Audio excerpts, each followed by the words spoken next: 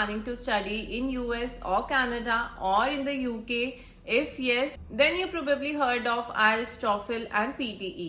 These are three major English proficiency tests that has been accepted by all the universities worldwide.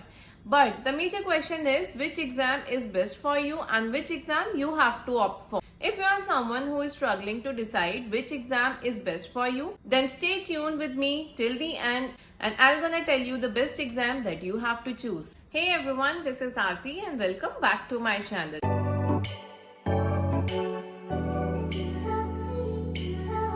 और आज इस video में हम discuss करेंगे the difference between IELTS, TOEFL and PTE। क्या pros and cons हैं तीनों exam के और कौन सा एग्जाम आपके लिए बेस्ट है, ये आपको कैसे चूज करना है। So let's start with IELTS first. So IELTS is international English language testing system. तो सबसे ज्यादा पॉपुलर एग्जाम जो इंग्लिश प्रोफिशिएंसी का माना जाता है वो है IELTS। Mainly there are two type of IELTS exam, one is academic, second is general training. If you want to give IELTS for the purpose of study visa तो आपको select करना है अकेडमिक IELTS। और अगर आपका plan है abroad जाने का apart from studies then you have to give general IELTS।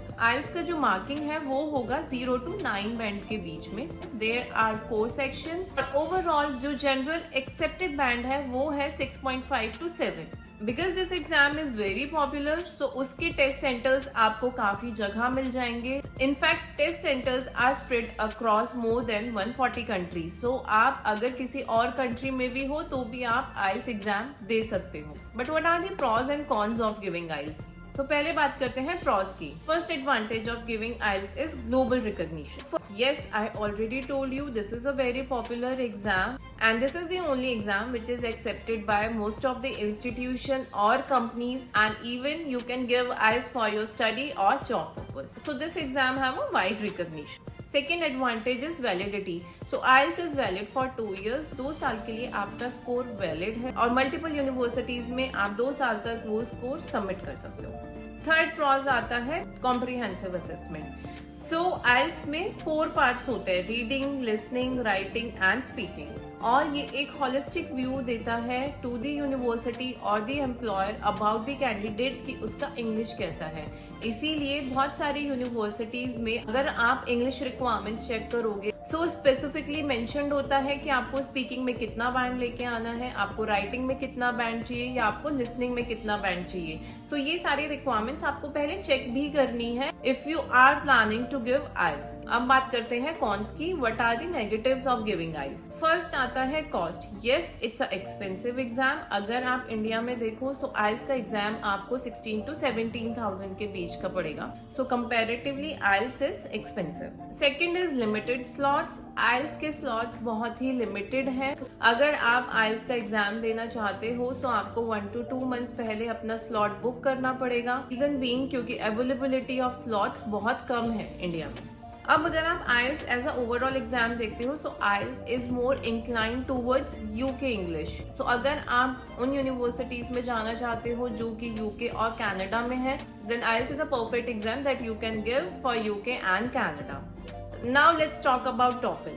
So TOEFL is test of English as a foreign language and TOEFL is the oldest test format introduced in 1964. But जो TOEFL है that is more inclined towards US English.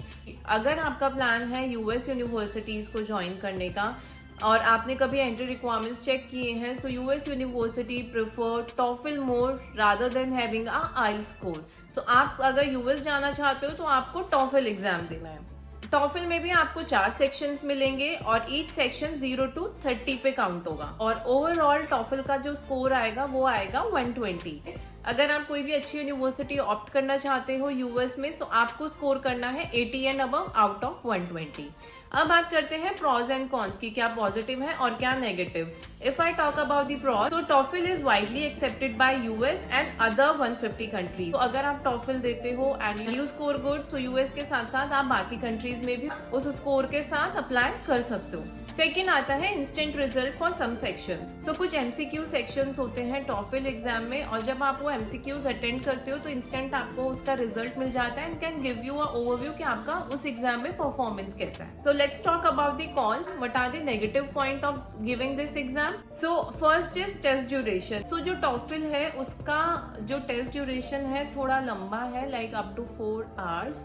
आपको काफी concentration के साथ देना पड़ेगा और उतने लंबे टाइम तक आपको आपका फोकस मेंटेन करना है while giving this test. And second is limited speaking interaction. The speaking section of TOEFL exam is computer based and doesn't involve face-to-face interaction like IELTS. So there are high chances कि उसमें क्योंकि कोई human involvement नहीं है, सो जो भी आपका evaluation होगा वो एक मशीन के थ्रू होगा। देयर विल बी फ्लक्चुएशंस कि आपने क्या बोला है और मशीन ने क्या समझा और किस तरह से आपका स्कोर आया है। Third is PTE. PTE is Pearson test of English.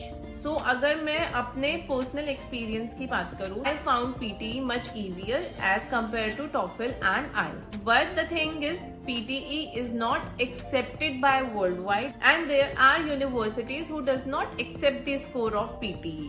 But if you have planned to go to Australia or to New Zealand, so these are two major countries who accept the PTE score.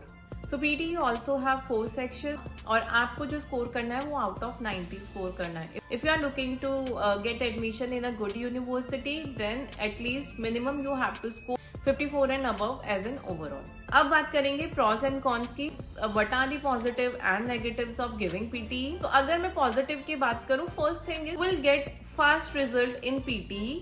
अगर आप आइल्स और TOEFL का देखो तो उसमें कुछ time 10 to 15 days लग जाते हैं आपका रिजल्ट आने में, वेयर एज PTE का रिजल्ट आपको विद इन अ वीक मिल जाता है। Second is easy format. As I already told you, जितना एग्रेसिव आइल्स एंड टॉफिल है उसके कंपैरिजन में PTE का जो फॉर्मेट है वो काफी सिंपल है। सो इसीलिए इफ यू आर समवन जिसका इंग्लिश मीडियम टाइप का है तो आप PTE ले सकते हैं रादर देन हैविंग आइल्स और TOEFL. Let's talk about the cons of PTE। So first is there are very limited slots available. So क्योंकि स्लॉट्स बहुत लिमिटेड है तो टाइमली आपको आपका स्लॉट बुक करना है। Second is limited study material. अब because PTE is not as popular as IELTS and TOEFL, so उसका जो study material भी आपको मिलेगा, because online you can find multiple materials for IELTS and TOEFL, but there are very limited material for PTE. So this is 2 major cons that you can face while giving PTE. Now let's come to the another part of this video, which exam you have to choose.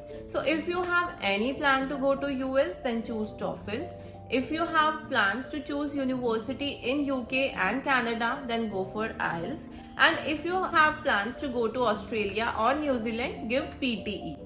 But there are few universities in UK and in Canada who accept PTE score as well. So before applying, do check the English requirement of those universities and see if PTE is accepted or not. If PTE is accepted, so better होगा कि आप PTE दो क्योंकि वो IELTS और TOEFL से easy है। So this is all about the major difference in IELTS, TOEFL and PTE. अगर इसके बाद भी आपको कोई डाउट है या आपको मेरा हेल्प चाहिए, you can contact me on the given number or you can comment down below on this video. If you like this video, do hit the like button and subscribe to my YouTube channel, and we will see you in another video very soon. Thank you.